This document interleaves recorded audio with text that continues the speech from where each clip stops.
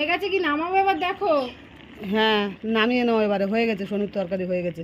দেখো আমার সোনুর জন্য মা চিংড়ি মাছের তরকারি বানিয়েছে। দেখো হালকা করে মশলা দিয়েছি, সব কিছু দিয়েছি, কিন্তু খুব অল্প, ছোট বাচ্চা তো ও বেশি ঝাল মশলা খেতে পারে না, আর দেওয়া উচিত না ওর বেশি খেতে ঝাল। পারে না, না আমরা দিই না ইচ্ছা করে, বলি না অনেকটা ছোট, ওকে বেশি একটা লঙ্কা দিয়েছি, কাঁচা লঙ্কা, হ্যাঁ একটা আলু দিয়ে আর চিংড়ি মাছ দিয়ে ওকে একটুখানি তরকারি করি। আমরা এবারে এই চিংড়ি মাছ আছে, আমরা এগুলো মশলা মাছ দিয়ে ভালো করে কষা কষা করে করবো, কিন্তু সোনুর জন্য একটু পাতলা ঝোল করে হ্যাঁ করে হালকা দিলাম। রান্না।